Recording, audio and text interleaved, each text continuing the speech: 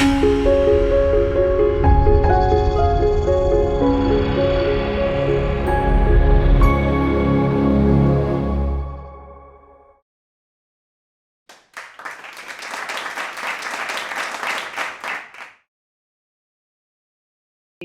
is not just producing things that are just good looking. Design is producing anything that you make, however utilitarian it is. It should be aesthetically pleasing, and there should be a greater connecting that object to the surroundings. If you design a beautiful woolen sweater and give it to somebody in Kerala, it's not going to work. Even though the wool may be the best, the design may be the best, but it is very different from what the needs of that person is in Kerala, and that is where design is. Now you'll ask me, what has this got to do with textiles? I'm coming to that. Recently, I did a series of videos called 9 Days, 9 Weaves for Navratri, where every day I talked about one particular handloom weave of India, and I talked about the history, the typical characteristics, and all of that. But the point of this, telling you this is not that I'm plugging the videos. Of course, you're welcome to see the videos. But the point of starting with this is because my children, I am a mother of 14-year-old triplets, and they're all inquisitive and curious and questioning, like I'm sure all of you are. So when they were shooting this series for me, and they asked me that you talk a lot about weaves, you talk a lot about weavers, you've run social media campaigns for weavers in different states. But why are you so fascinated with weavers? There are so many other things in India. There are so many arts and crafts in India. So why do you have this fascination with textiles, and why is it so important? So the question really made me think, and I went back, and textiles has always been a topic of fascination for me. It's been a topic of deep study, and I visited many weaving clusters in this country to see how weavers actually weave.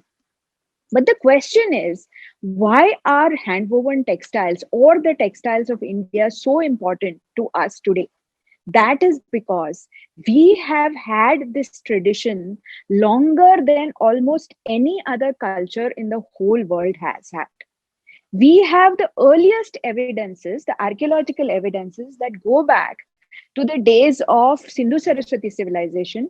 During the excavations done in Mohenjo-daro and Harappa, they have found things like they have found parts of a loom. They have found scraps of cotton, coarse cotton that had stuck to a silver vase. And that cotton was not only it was spun, it was a part of a textile, and it was dyed using madder dye and using resistance, which is used to fix the dye to a textile. So that proves that our ancestors not only knew the art of cotton cultivation, they knew how to spin cotton, make yarn out of it. They had set up primitive looms to weave a textile out of the cotton. And not only that, they knew how to color the cotton using vegetable dyes, and they knew the technology to use mordants to fix the color.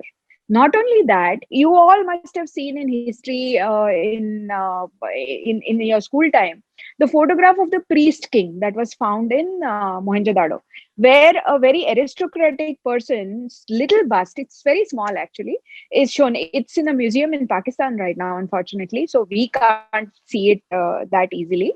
But that person, that particular bust of the priest king, as it is called, he is wearing a shawl on his shoulder, and the shawl has an embossed motif, trefoil motif, it's called.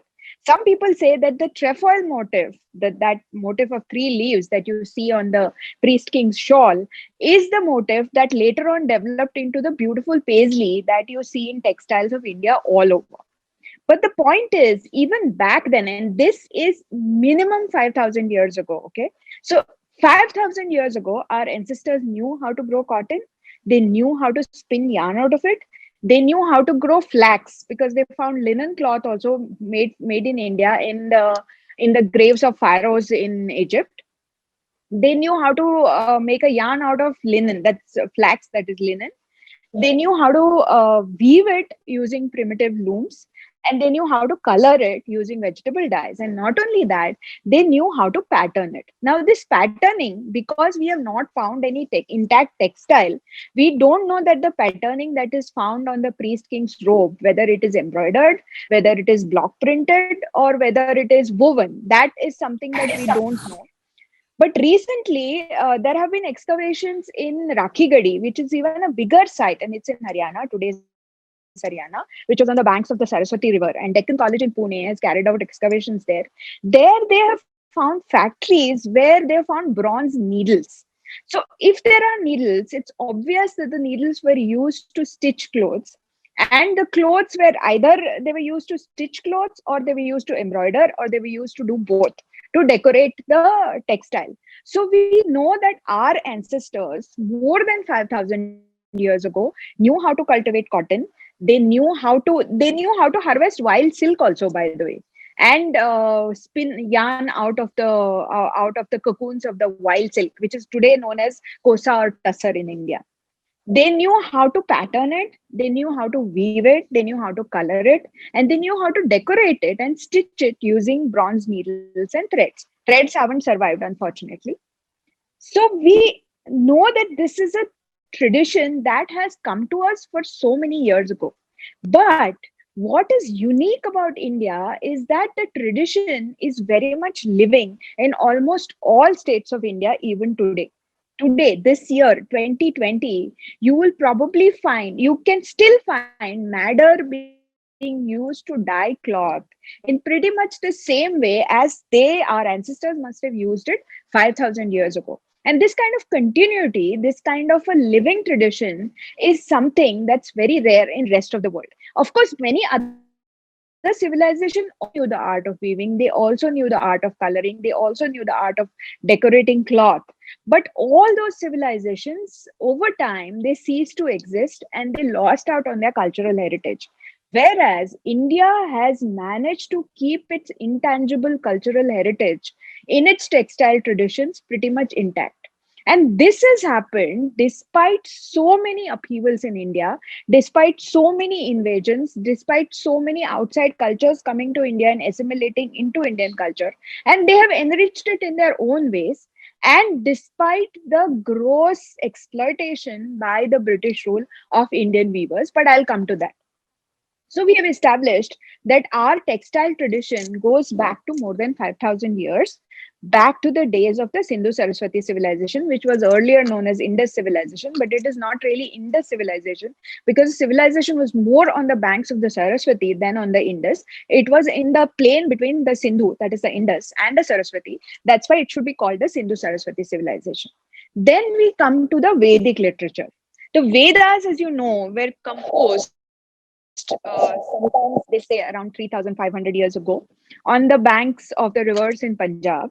And if you go back to the Vedas, you will find that there are many references to weaving. And weaving is used as a metaphor in explaining very esoteric spiritual concepts. So, for example, a hymn in Rigveda says that Usha, and that's the dawn, and Nisha, that's the light, that's day and night, they sit and weave the vastra of nature by interlocking the warp and the weft. Isn't it a very beautiful metaphor that day and night they use darkness and light as the warp and the weft, and they weave days after days after days, they weave time basically. So this is a very, very rich, very, very complex metaphor, but it is explained to us using the concept of weaving as a metaphor. And this is not just in this particular richa, but you find references to weaving in the Vedas many, many times. There is another hymn which says that Yama has laid down the warp of your life, as in the tana, jo lamba dhaga jo hota hai, that has been laid down already by Yama, and your in-breath and out-breath are weaving the weft, but your life will continue only as long as the warp has been laid, which is true in weaving even today. I mean, you can weave, you can use weft and weave, but the length of the cloth is only as much as the warp is laid. So this concept of that your lifespan is limited, and your lifespan is limited, and that has been decided by some other power, has been brought out very beautifully using weaving as a metaphor. In the Vedas there are references to different kinds of textiles. Urna, which is wool. So our ancestors knew how to harvest wool from sheep because they lived in cold climates. They knew how to weave them, and they know how to knit them probably, and make long cloaks to protect them from the harsh winter of Punjab and what is known as today's Pakistan. They knew valkalams. Valkalams are vastras which are woven from the bark of certain trees. And we all know that in Ramayana, when Ram was told to go to Vanvas, there are references in Ramayana, in Valmiki Ramayana, where Sita, actually, because she's a princess, she doesn't know how to wear the rough cloth made from the bark of a tree, valkalams. So Ram actually helps her to get out of her beautiful silk finery and to wear the valkalams and to go to Vanvas. So there are references to kshom, which is a silken cloth. There are references to urna, which is woolen cloth, and there are references to ajina, which is of animals, which was essentially the first human being. I think when the first human being learned the idea of clothing, this first attire was ajina, was leather, because they hunted animals and they used the leather as a covering to protect them from the sun, the wind, and the rain. Now we come to a very curious thing, and you guys are all design students, so you should be interested in this. We've all learned in geography, in civic science, in pretty much all subjects, that food, clothing, and shelter are the basic needs of every human being, right? Even in Maslow's hierarchy, they are considered to be the basic human needs: food, shelter, and clothing. But are they only our needs? Or are they something beyond that? Or are they do they satisfy our innate, a human being's innate creative instincts to beautify things? Because if they were only needs, imagine this: if we needed food only to stay alive, then why would people think about cooking? Why would people think about cuisine? Why would people think about so many condiments and cooking something very beautifully and serving it very beautifully? They would have just eaten raw meat like our ancestors used to do, and they would have eaten fruits and vegetables and survived, right? If survival was the only thing that they wanted. But no, they wanted to do something beautiful with their food. They wanted to do something creative with their food. That's why they came up with cooking. They came up with different ways of cooking. They came up with different condiments, different ways of serving food. And now you have a multi-million hospitality industry based on the human being's creative need to present food in a beautiful way. Okay. Same thing goes for shelter. If human beings only wanted shelter from natural forces, they would have continued to live in caves. Why build houses? Why beautify your houses? Why do rangoli outside your house? Why paint the walls? Why build different kind of structures? A different kind of structure for God, a different kind of structure for humans, a different kind of structure for animals.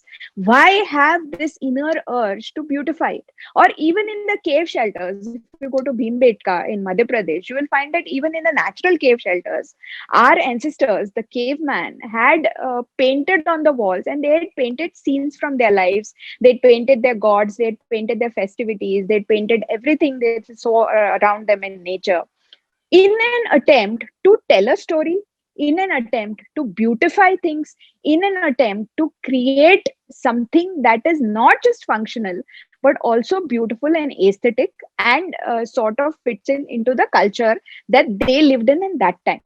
So we have seen, and that is where today's architecture industry is basically a result of, again, the human being's inner creative urge to create something beautiful and not just utilitarian. Now we come to textiles. Again, if a human being only wanted to protect himself or herself from the forces of nature, then they would have continued to drape themselves in rough animal cloth. Why bother cultivating cotton? Why spinning it? Why bother weaving? And once you started weaving, again, you wanted to beautify it. So you wanted to use color, you wanted to use motifs, you wanted to use different cloth for different purposes. And again, today's multi-billion fashion industry is a result of that innate creative urge of human beings to beautify the basic needs. So even though food, shelter, and clothing are the basic needs of human beings, they are a lot more than that. They also satisfy our inner creative urge to create something stunning out of it. And nowhere has this been more apparent than in India. In all three of these areas, actually, Indian food is probably one of the most complex in terms of taste, in terms of decoration, in terms of what are the spices and condiments are used. Indian architecture, again, has been very, very complex, and it has been at least the temple architecture has been conceived in keeping with some very, very difficult spiritual abstract ideas, and the temple is the physical embodiment of those ideas. And the same thing goes with textiles. So after the Sindhu Saraswati civilization, we come to the Vedas, and we have seen that by the time the rishis composed Vedas, they were very well aware of the art of weaving. They used weaving as a metaphor to explain esoteric spiritual concepts. And the same thing was used in the Buddhist religion as well. In fact, the basic Buddhist tenets or aphorisms are known as sutras. What is a sutra? A sutra is a Sanskrit word for thread. Why would you use a term from weaving, from textile industry, to describe something not really a sutra? Is a sutra a physical sutra? Is a sutra a physical thread? No, it's a concept, it's an idea. But they use the term sutra for it. Similarly, tantra. Tantra is actually the art of weaving, but we also know that Tantra is an extremely complex form of spiritual worship. Again, this term has been borrowed from the weaving technology. Even today, if you go to Bengal, you will see that all handloom saris or all handloom textiles are known as Tant textile. Where does a Tant come from? Tant comes from Tantra, which was the word used for weaving, the technique of weaving. The weaver and the male and the female weaver were known as Vaya and Vaitri in Vedic times, and they knew different kinds of textiles. As I've already said, they've used different kind of materials, but even in terms of decorating the textiles, they had different ways of doing it. So there was an particular kind of textile which was supposed to be very festive and worn by the kings and noblemen and offered to God, known as Hiranya Drapi. Hiranya means gold, Drapi means a shawl. So that is today's brocade. What we get in today in Banaras or in Paithani in Maharashtra, the kind of textile where golden jari is woven into the textile, into the textile material, that kind of brocade was known as Hiranya Drapi. In fact, many of today's textile related terms world over have been taken from Sanskrit. For example, sutures. They come from suchi. Suchi means a needle. Sanskrit word for needle is suchi, and Sanskrit word for stitching is suchi karma. So you use a needle to stitch something that is known as suchi karma, and you have medical sutures which come from the same root, basically. So it is very, very obvious that this craft has been there with us. It's been a part of our milieu, it's been a part of our culture, it's been a part of our mindset for thousands of years. And not only that,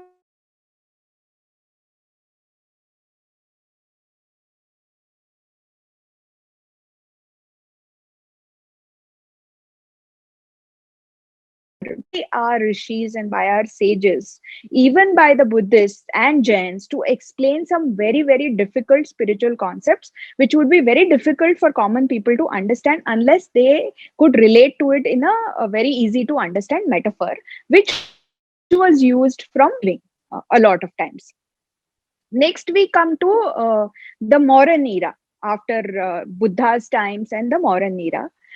We find that by this time, the weavers had become so organized, and their craft had reached such zenith of creativity that they were considered to be very, very important in the in statecraft.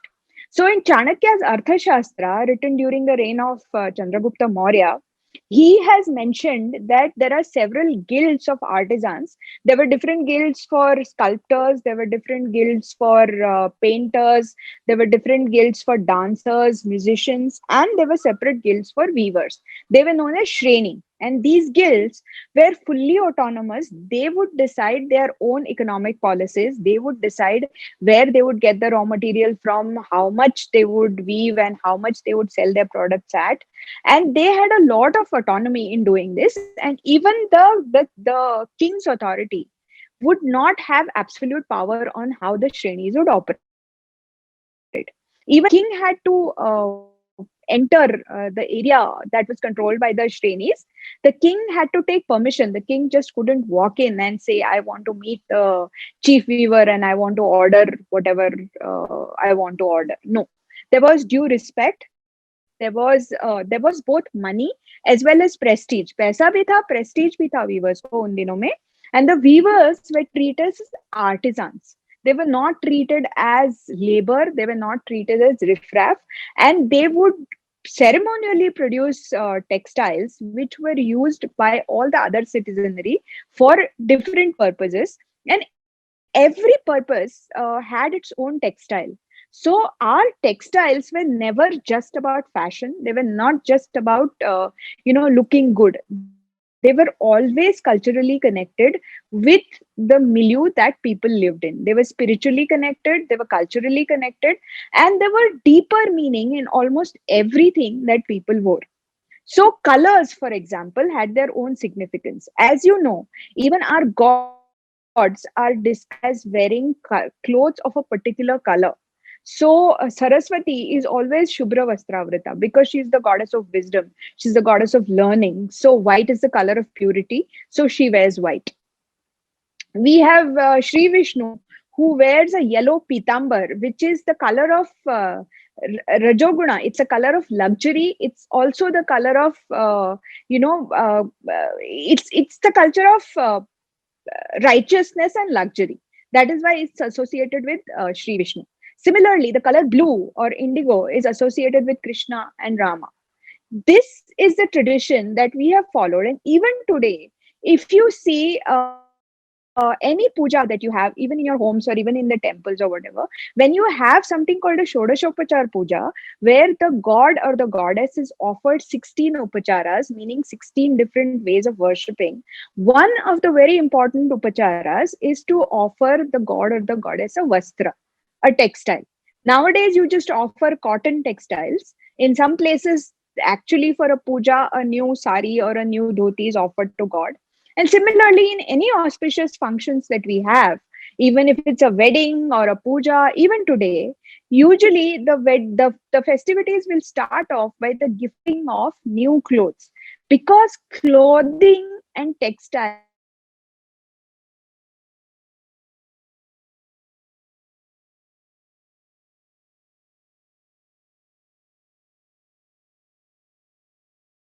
are weaving, taken from nature, taken from the way people worship, taken from temple architecture, because all of these have a context. It's not just about looking good. It is about fitting into the society. It is about fitting into the religious culture, and it is about being a part of the whole. I went to Kutch a couple of years ago, and I was talking to some very senior artisans who've been, 6, 10, 7 years in Kutch, and who've been working with ajrak and embroidery and whatever. They had something very important, very interesting to say. They said that in almost all the Kutchi tribes, the clothing was an important mark of a person's social status. By social status, I don't mean whether the person is rich or poor or whatever. I mean whether the person is married, whether the person has a child, whether the person has more than one child, whether the person has a spouse living, whether the person has just lost a spouse, whether the person has taken vows to retire and vanaprastha, whether the person has taken sannyasa, all of this you could make out just from the color of their clothes. So, unmarried girl is supposed to wear a ghagra of a particular color. When she comes of a marriageable age, she has to wear a ghagra of another color. Then when she gets married, her clothing changes color again. It becomes brighter. Then with the first child, again there are separate rituals and there are clothes of separate colors and separate patterns. And it's not just about women as well. Even the men were supposed to wear a different color turban when they were unmarried. They were supposed to wear a different color turban when they were married. When they, if they lose a spouse, they would wear a different color so that other people would know that they are in mourning. And obviously we all know that when people take sannyas, when they give up their material life, we all know that in India they wear saffron because that is the color of vairagya, that is the color of giving up on samsara and focusing on your inner spiritual needs. So also another thing, and this is something that if you think logically you would understand that it's true. In places like Rajasthan and Gujarat, where the terrain is very dry and arid, and all around you, you will see only that yellow ochre color of mud and only sparse bushes somewhere and vast areas of absolute flatland. People needed to wear bright colors and very bright embroidery so that they would stand out. In those days, if a person is working into the field and the field is very vast, and how would you locate that person if you needed to locate that person? You would need to locate them, if you could locate them only if they're wearing the brightest of clothes, right? So that is why all the Kachi clothes and Rajasthani clothes have a lot of mirror on them, mirror work on them. It's got a reason, it's not random. So that when you're working in the sun somewhere in the field, the mirrors on the dress, they glint in the sun so that people, if they have to approach you, or if they know that you're working and if they have to tell you something, or even if you are in need and you need somebody and you need to locate that person quickly, you know that okay, there the this glint of mirror is coming from, so these people must be there. So that was the reason why in Kutch and Rajasthan people wear very bright clothes and they wear very bright safas and they wear very bright flowing gagras. Now you go to Kerala, which is right at the end of peninsular India. Kerala is a very, very lush green land. There is a surfeit of colors. The mud is red, the trees are green. It's just very bright, too bright. So in that kind of place, if you wear very bright clothes, then you sort of blend in with the surroundings. So there, if human beings needed to stand out, what would they wear? They would wear white or beige. So which is why Kerala clothing is usually white lungi, a white shirt, and for women, it is that kasavu sari with just ivory and jari. So there is a reason, because then you needed to separate yourself from the milieu around you. So that is why you chose certain colors. Colors are also and nowadays there is a lot of people who talk a lot about color therapy. In the US there are people who charge $250 per session of color therapy, and they tell you that colors have an intricate relationship with the moods of a human being, and if you surround yourself with certain colors you can be energized. If you surround yourself with certain colors you can be cooled and all of that. But our ancestors already knew all of this, which is why there were specific colors which were intended for specific purposes. For example, when brides got married in many parts of India, they wore a very bright red joda, because red is the color of menstrual blood, red is the color of new life, red is the color of spontaneity, red is the color of surgeon. And in certain other parts, the grooms wore yellow because yellow is the color of joy, yellow is the color of festivities, yellow is the color of regal splendor, as I explained. Blue was considered to be a calming color. Purple and black were considered to be mourning colors. And white was considered to be a color of purity, color of wisdom. And saffron was considered to be the color of renunciation. And it's pretty much true even today. If you see in many parts of India, you will see that people follow the same kind of color coding in थोड़ा सा ऊंच नीच रहेगा, but the kind of this same cultural thread that's been running with us for almost 5,000 years is still with us. So now we have established that our cultural tradition comes to us from at least 5,000 years. It could go back to many more years also, but we don't have any archaeological proof of that. And we have seen there are references to our textile tradition in our scriptures, in our epics, in our worship, in our stotras, in our shlokas, in the way we live, and pretty much what we see being woven in India even today. So, what happened after the weavers were organized in Shrenis and they had a lot of respect, they had a lot of autonomy? What happened after that? We all know that after Islamic invasions, medieval India, the whole cultural traditions had a massive break. In some cases, it turned out to be advantageous in the terms of, for weavers, they got a lot of new influences, they got a lot of new cultural influences. So the motifs became very abstract and geometric, and a lot of flower work, lot of Mughal inspired motifs. But what happened after Islamic rule was also that the autonomy of the Shrenis was completely destroyed. The weavers, they still had the money because all the Islamic invaders, they actually liked good clothing, and they realized that India has a very rich tradition of silk weaving, cotton weaving, and it's extremely good quality weaving.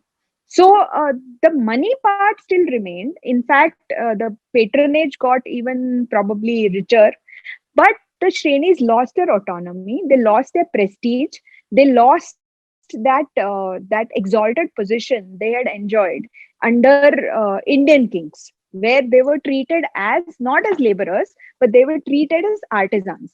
In that time, weaving was both a art and a craft. But after the Islamic invasions, it got reduced to craft and not so much art. The money was still there, but the prestige was not there. पैसा अभी भी था, लेकिन prestige नहीं था. They got new designs, yes, there was a lot of new innovations, yes, but what happened during this time was that the Shrenis and the autonomous guilds were replaced by what is known as the Jajmani system. The Jajmani system is where either a master weaver or a rich merchant or a nobleman or a king would basically supply all the raw material and all the money to set up looms for certain weavers. But in return, the weavers would produce material only for that particular yajman. They didn't have the right to be creative, they didn't have the right to create something just for their own needs and to sell it in the open market. So what this did was that this stifled creativity. Basically, the weavers were just working on demand, and they were only producing material which the judgeman wanted, which basically reduced them to the status of not of artisans but more of laborers who would work on daily wages, which sort of has survived even today in most places in India. So after all this, then came the British rule. And when the British rule came, that is when the body blow to textiles happened. In fact, the British came to India because they were so enamored by our textile. And here I have to tell you that during that time, during Buddha's time or even before that, Indian textiles were very highly prized, not just in India but all over the world. There was a port called Lothal in Gujarat. I don't know. You guys are in Ahmedabad. Maybe you've seen it. Maybe you've not seen it. But from Lothal, ships used to go all the way to Rome, carrying rich Indian textiles and spices. And Pliny Jr., who was a historian in the Roman Empire, he has written in his chronicles that the textiles of India were so highly prized that Roman women would pester their husbands to pay whatever the price that was being asked to buy them Indian textiles. And he actually lamented. He said that our money is going to India. We are only exporting clothes, and we are not really we are only importing clothes from India, but we are not really exporting anything to them. So our money is going to India, and this will ruin our economy. Can you imagine this? So, in fact, the Romans prized the Indian textiles so much that many of the terms that they used for their own textiles were borrowed from Sanskrit. For example, in Sanskrit, cotton was known as karpas. In Latin, cotton was known as corbacino, which came from karbas, which is a corruption of karpas. Similarly, they described the Indian textiles as Venti Nebula. Venti Nebula meaning woven cloud. So fine was the quality of Indian textiles, Indian cotton especially, that they felt that it was as soft and as fluffy as a woven cloud. The sheer beauty of this metaphor gets to me every time. So because of all this, we know that Indian textiles, both silk as well as cotton and linen, were very highly priced all over the world. They were prized by the Egyptians. In fact, we have found fragments of textiles in a place called Fostat. They're known as Fostat fragments. You can look it up, which were made in India. And there you see the motifs being used, like geese, which is considered to be a motif for wisdom in India, and a lot of other typical Indian motifs. They were found in those Fostat textiles, and they are in a museum in Egypt right now. So Egyptians loved Indian textiles, Greeks loved Indian textiles. On the other side, in the entire Southeast Asian country belt loved Indian textiles. So Indian textiles were very, very prized for thousands of years. And this turned out to be actually our downfall, because both the Dutch East India Company as well as the British East India Company were formed essentially to come to India and to trade in textiles, because they knew what was the quality of Indian textiles, and they wanted to basically buy them cheap and then sell them and then make money through trading. So that's how the Dutch East India Company came to India. That's how the British East India Company also came to India. And there started the greatest downfall of India's textile tradition. We all have learned it in history books what Britain did to India in the 17th century. They basically, by this time, their mills were mechanized and power looms were invented. So they imported cheap raw material from India, cotton and linen and all of that, and they wove cheap cloth in the mills of Manchester, and they dumped that cloth in India at very, very cheap prices, which basically broke the back of the Indian weavers. And it was so bad. I've got some statistics here. Let me just read it out to you. In 1725, approximately 300 lakh meters of cloth was being exported from India to Europe. By 1850, that's a little over 100 years, this trade had completely dried up. Completely. The weavers were left penniless. They had given up their looms, they had given up the technology, because there was just no demand for their cloth. In fact, early 17th century French navigator Francois Pirard de Laval, he had said that he found Indian textiles everywhere he traveled. He said, and I quote, "Everyone from the Cape of Good Hope to China, man and woman, is clothed from head to foot in Indian cloth." Such was the popularity of Indian textiles for thousands of years before that, not just in the 18th century. But by 1850, this had completely been destroyed thanks to the British policy of exploitation. So we have all heard of the famous minutes of William Bentinck, where he said that let me get that exact quote.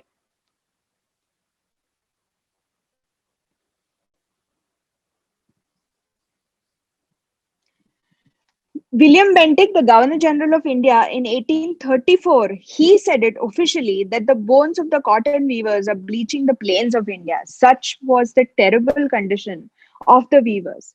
Because of this rampant exploitation, weaving declined as a trade.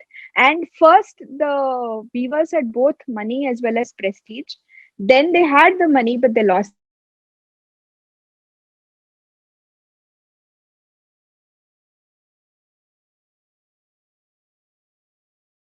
prestige. So they basically had the money to keep weaving, but they lost. So this continued for many, many, many years. And because of that, India already, when India became independent, it had already lost a great deal of the knowledge, a great deal of the know how, a great deal of manpower also, which was previously engaged in weaving.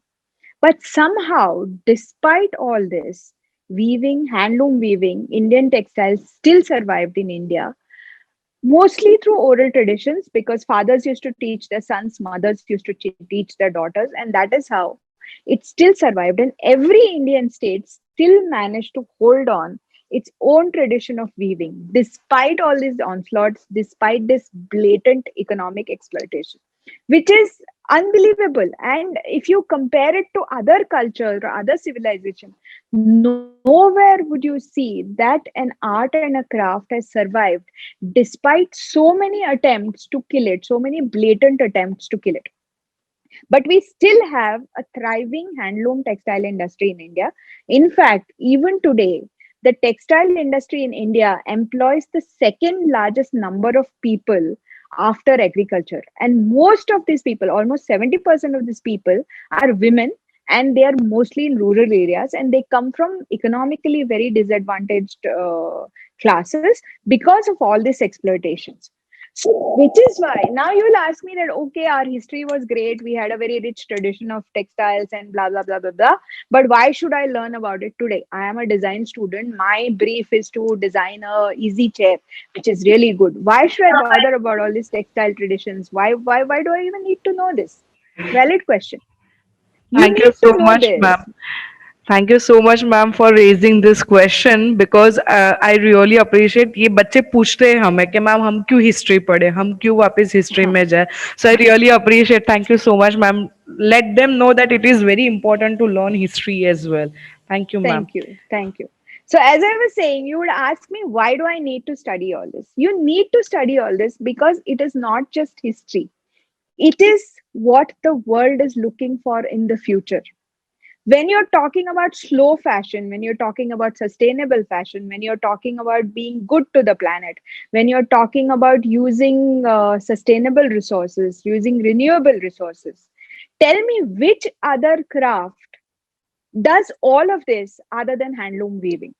It is slow, it is sustainable, it doesn't eat electricity, it uses natural fiber, mostly if you don't use man made fiber, and it is a living tradition that has come to us for 5,000 years. It is not just the past, it is the future. And world over, the entire fashion industry is talking about slow fashion, it's talking about sustainable fashion, it's talking about going green. Which other industry in India fits all these tick marks? It's the textile industry. Which is why you need to learn about this, and also need to learn this very important thing that for Indians, the concept of design, the concept of aesthetics, the concept of beauty was always so much more than just utilitarian things. We sought beauty, we sought a communion with the divine, we sought a spiritual linkage of almost everything. Which is why even if you go if you and you will find this in practically every state in India, you will find simple people who make silbatta, the stone grinding machine, that you find them all over the place, and it's a very very basic primitive silbatta which many places, many homes in India still use. That silbata, even when they're doing this, it's just to be used to grind spices. Okay, there is no religious purpose to it, there is no beauty to it also. All you need is a silbata, right? You just need two pieces of stone which are shaped in a particular way. But even when they do that, even when they carve out a silbata, the patharvat, that's the artisan who is doing it, will first pray to the stone. Only then he'll put the hammer and chisel to the stone, and he'll carve out a religious symbol, a small religious symbol, a Om or a Ganesha or whatever first, and then he'll make a silbata, because for him it's an act of worship, it's an act of offering something to the divine. And that is generally the aim behind everything that most people did in India. Which is why even today for Dashara and Lakshmi Pujan, most people do worship of their implements. Nowadays we do it of our computers also, but most people, like the weavers, they would worship their loom that day. They would give the loom a rest. They would keep everything that they use in their daily work. They would put flowers on it. They would put kumkum on it, and they'll worship it, because it's not just a textile. It's not just a cloth that they're weaving. It is an offering to the divine in some way. And if you keep that philosophy in mind, you will ensure that everything you create will always be beautiful. I was in Chhattisgarh a couple of years ago, and I went to a very remote tribal village, and there were only 5 or 6 houses there. All the houses were made of mud. They were simple houses, just mud walls and thatched roofs, but they were all decorated on the outside with very intricate rangoli, which there I think is known as mandana. And not only that, there was a haystack around one house, and that haystack was protected by a fence because other cows would come and eat that haystack. Now, the purpose of that fence was just to ensure that animals do not eat that haystack. In modern culture, you would have just put some four poles and put a barbed wire in it, and that would have been the end of the story. But here, they had created a fence which was a beautiful, interlinked, interwoven fence from grass. And it was a work of art. It was like a very, very intricate weave. Unfortunately, I couldn't show you the presentation today that I wanted to. I wanted to show you certain pictures, but I'm technologically very challenged. So somehow something happened with the presentation and I couldn't show it to you. Maybe at some later stage, I would like to do a second lecture if you guys are still interested. But the point I'm trying to tell you is that a fence is such a utilitarian thing. And the person would have probably, spent, he would have saved a lot of time, lot of effort, lot of money if he had just put some poles there and strung some wires there and put something kam chalao, right? It didn't have to be this beautiful, this gorgeous, this somebody had spent a lot of time and effort and patience and creativity into creating that fence. And that is something that you will find in the humblest of homes in India, that no matter what are the surroundings, the insides will be kept scrupulously clean. There'll always be an attempt to create something beautiful. Even the vessels that are arranged, even the steel vessels or brass vessels, they're arranged on a shelf. They'll be arranged in a particular aesthetically pleasing manner. The biggest one behind it, they won't be just dumped higgledy piggledy, is what I'm trying to say. And this is the same thing if you've been to Kutch, you guys are from Gujarat. If you see the bungas, that's the circular dwellings in Kutch, you will see that they're very beautifully, they have thatched roofs, at least the traditional ones. And on the walls, you have this beautiful lipa work, which is made from a mixture of cow dung and the white mud. And there are mirrors encrusted in it. Now, this is purely an attempt to make your dwelling look beautiful. If this thing was not there and if the wall was plain whitewashed, nobody would blame the homeowner. But there is this attempt to turn something, even that is utilitarian, into something beautiful. And that is the soul of Indian design. And I request all of you, you are Indian design students, you are going to go out there in the industry, you are going to produce apparel, you're going to produce products, you're going to produce a lot of things. Remember that this runs in your blood. This is a part of your heritage, that when you're creating something which is however utilitarian, however fashionable, however secular, for the lack of better word it may be, there is a deeper spiritual thought in it. There is a deeper aesthetic thought in it that has come to you through your blood, through your genetics. And if you just are aware of it, you will realize that you will take your products to a new level.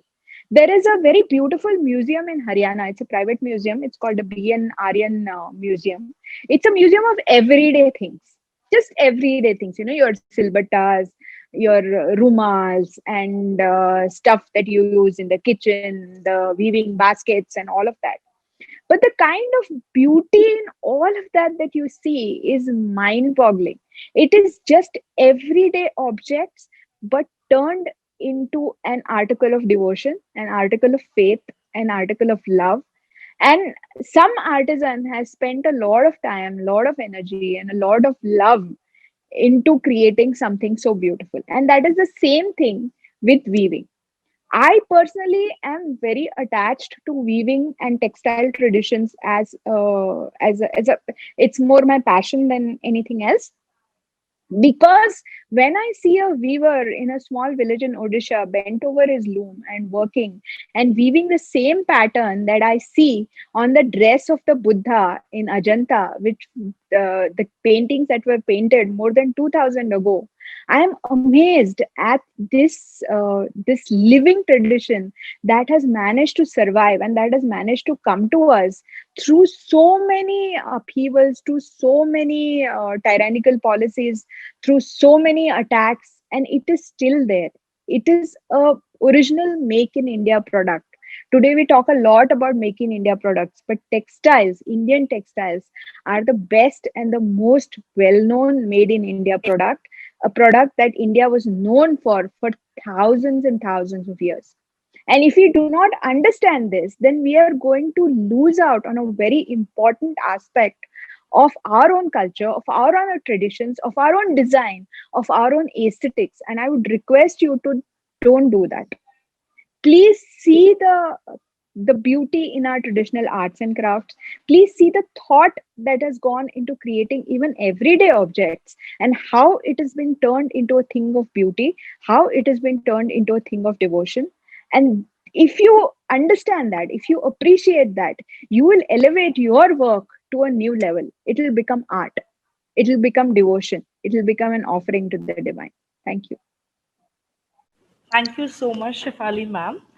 Now I have some question that my students really would like to know the answer from your end, Sure. because they are too much into this history and all that we teach here as well.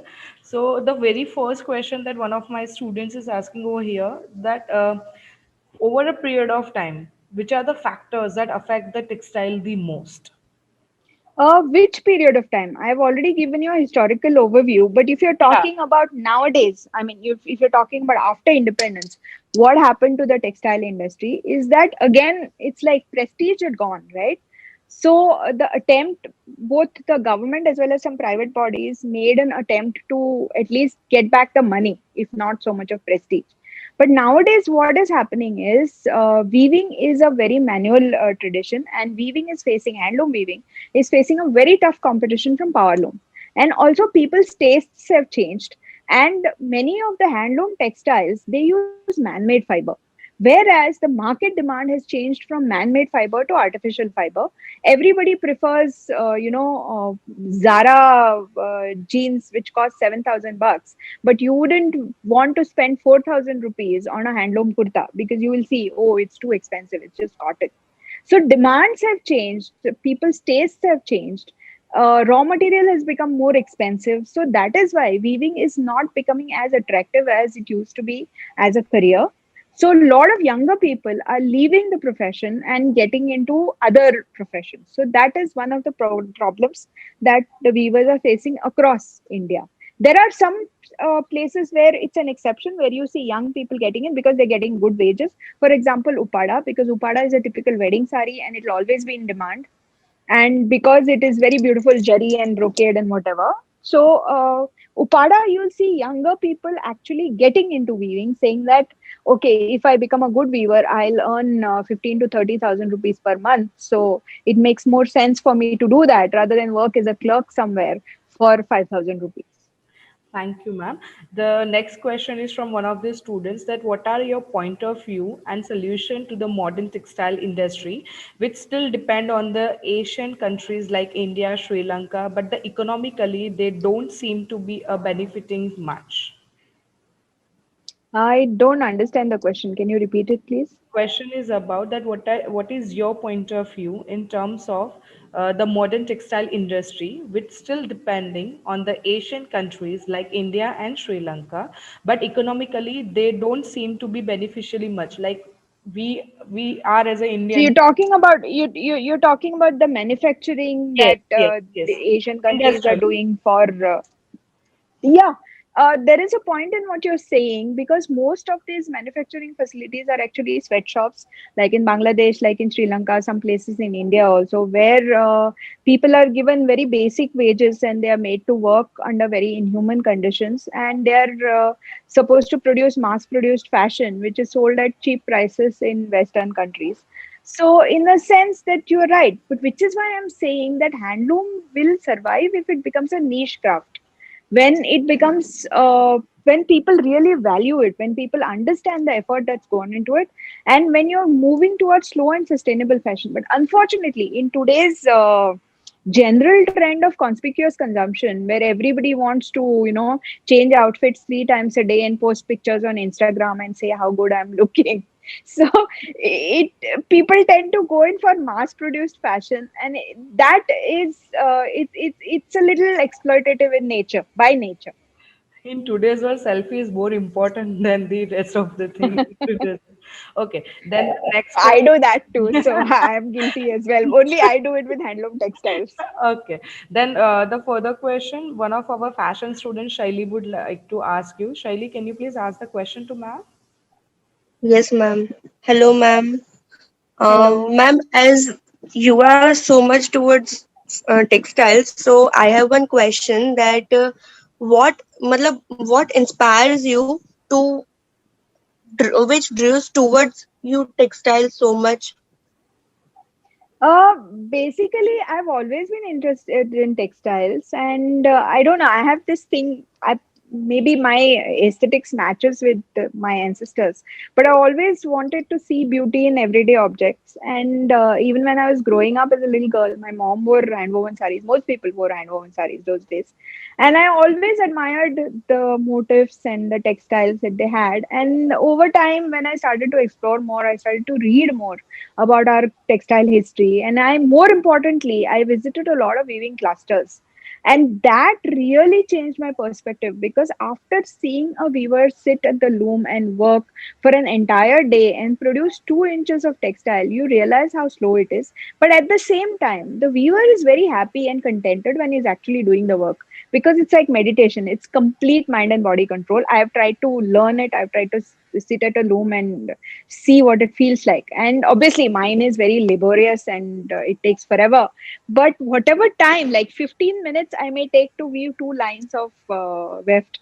But even those 15 minutes, I am completely engrossed in that activity. It is like meditation, it's like complete mind body concentration. So, after seeing that, it really made me realize that, and what a beautiful thing that we have, that has survived and that has come to us after 5,000 years. Also, we are using the same dyes, we're using the same techniques. And not only that, all the foreign travelers have written about certain weaving clusters. Okay, so Yuan Chang has written about textiles of Kanchipuram and Banaras. Buddha's time, Buddha, when he passed away, when he had his parinirvana, he was draped in fine cotton and silk cloth from Varanasi, known as Kausheya. But the same weaving clusters exist even today. Even today, if you go to Varanasi, you will get very good quality of brocade. Even today, if you go to Kanchipuram, you will get very good quality of silk. And this, after so many upheavals, that is fascinating. And nowhere in the world, I have been to many countries in the world, been to more than 25 countries, and except for countries like Peru and Guatemala, wherever in South American countries, I have not seen this tradition of handloom weaving anywhere in the world, which has survived despite so many attempts to destroy it. Even today, more than 90% of handwoven cloth in the world comes from India. Did you know that? 90%. Thank you, ma'am. Now I request Uma quickly to ask the question. Hello, ma'am. Hello. Ma'am, my question is which source is very much authentic to gain knowledge about textile history? There are many books. There is a book by Pupul Jaikar on Indian textiles, which is a good starting resource. There is a book by John Irving, which is also a good starting resource. There are books by Kamaladevi Chattopadhyay, which are good about textiles. And there is a lot of resources on the internet. But textiles is something that you have to do touch and feel. And you have to actually go to the weaving clusters. The books and other resources will help you gain a basic knowledge, basic fundamental knowledge. But you start living and breathing textiles only when you start touching and feeling them, when you see the weaving clusters, when you understand the process. So books can be your starting place, internet can be your starting place. But if you really want to take your knowledge to a different level, you need to go to a weaving clusters and spend some time there to see how it's being done. Yeah, the next question, Kea. Kea from Interior Design would like to ask certain question to ma'am. Yeah. Hello, ma'am. Hello. So, ma'am, my question is like, how do you think that we, as the young generation, can influence other youngsters around us to understand the importance of our culture? Like, we as design students, we learn the history and culture of our country, so we are aware. But the other students that don't. So, how do we contribute in this part? See, it's a very good question and very valid question, actually. I think if you incorporate little bits of your heritage in your everyday life, you start making it cool. So if you start wearing a beautiful handloom dupatta, I'm sticking to textile tradition. I'll come to your greater problem a little later. But for example, if you just want to make other people aware of the glorious textile traditions of India, the only way you can do it is by incorporating a little bit of that Indic design in your everyday fashion wear. So even if you wear Western clothes, even if you wear jeans, even if you wear a branded top from Zara or something like that, your stole could be still hand woven. Your stole could be still very Indian motif. Your jutis could still be handmade and made using very Indian motifs. So this way, you start to make Indic fashion cool, and you start to make, rather than saying that, oh, this is so old fashioned, who is going to wear that? It's not just about saris, it's not just about dhotis. You're an interior student. So tomorrow when you design interiors, you use Indian textile in all the upholstery that you use, starting from table linen to curtains to sofas to everywhere. And you have really gorgeous Indian textiles which can be used as upholstery. Instead, we end up using this cheap machine made upholstery, which looks pretty ghastly if you ask me. Yeah. Yes, ma'am. Yeah, Aneri, can you please ask the question? Hello, ma'am. Hello, Hello, ma'am. Good afternoon, ma'am. good My question is, afternoon. what is sustainable fashion and how will he will work in near future? See, sustainable fashion is something that doesn't gobble up resources at an alarming rate, at a rate at which you cannot replace it. So, any fashion which is slow, which is, uses not rapidly disposable stuff, but stuff that is handmade, hand grown, using less pesticides. So, for example, in textiles that you use, the cotton that you use can be without grown without using pesticides. The spinning, nowadays there are very few people who hand spin the yarn, but there are some places where you can have one part at the weft is hand spun and the warp is mill made. So the textile that is made, it's definitely more sustainable than machine made textile, which uses lots and lots of water, which uses lots and lots of electricity, which uses lots and lots of pesticides to first grow that cotton. So it starts from the growing stage of the raw material to the stage of weaving, to the stage of stitching the clothes, minimizing waste. And somewhere I think we have to ensure this thing that it's okay to buy less, but when you buy really good. You buy stuff that you are proud of it. You buy stuff that you're going to use again and again. It's not just one use and discard. Our problem is we stop being sustainable the minute we start using disposable stuff, and nowadays everything is disposable, unfortunately. Okay, Aditi, Thank you. quickly. Yeah, Aditi, quickly, can you please ask the question? Yes, ma'am. Hi, ma'am. Ma'am, thank you so much Hi. for this informative webinar today. Ma'am, I just want to ask that we have seen you promoting saris a lot. So, ma'am, can you just tell us something about sari over this period of time or something about sari culture? See, sari is basically an unstitched cloth, right? uh, every culture in the world, not just Indian culture, the ancient Greeks, the ancient Romans, the ancient Incas, Peruvians, Mayans, Aztecs, everybody had the culture of draping an unstitched cloth in different ways. But India is the only place where this culture of draping and unstitched cloths has survived still. So, and not just for saris, there are enough men in this country who still wear dhotis. Unfortunately, it's becoming reduced day by day, and eventually it will die out, sadly.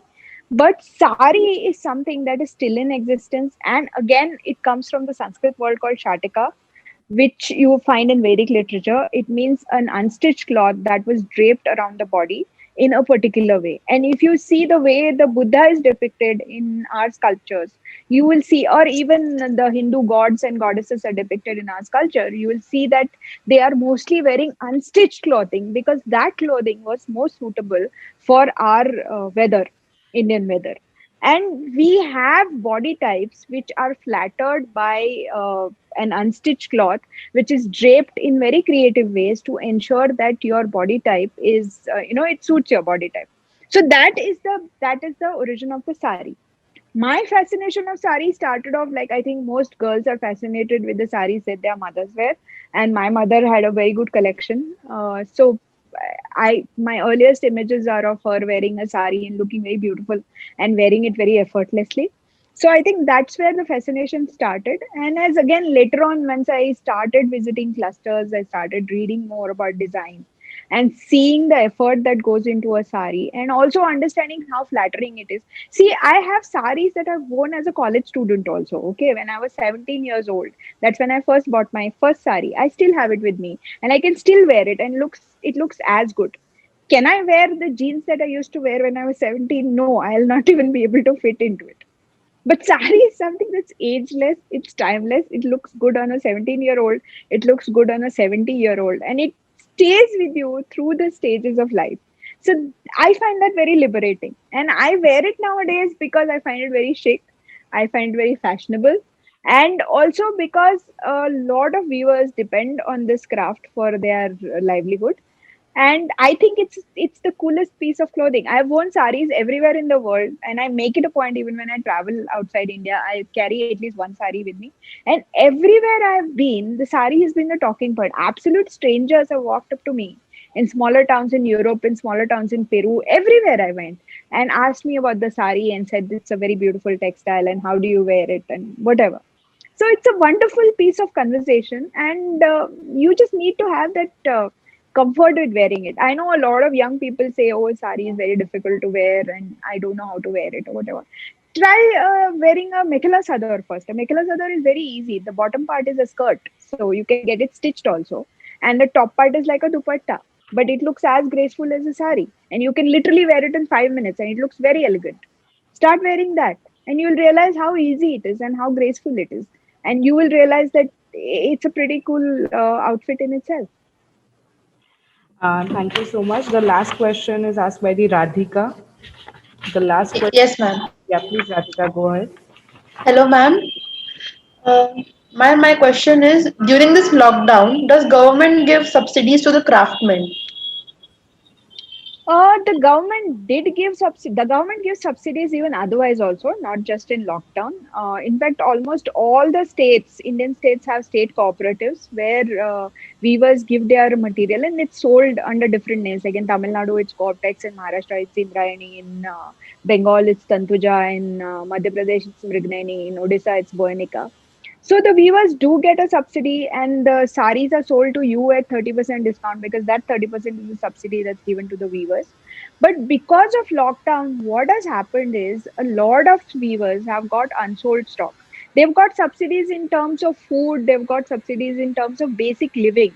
But even the government cannot provide subsidies to sell off the unsold stock that so many weavers have. So, which is why weavers are in distress, which is why they are sitting on a lot of unsold stock. Until they can sell that stock, they cannot really buy new stock and further weaving. And because they can't do that, they don't get wages. So, it's kind of like a vicious circle, you know. Survival is not an issue.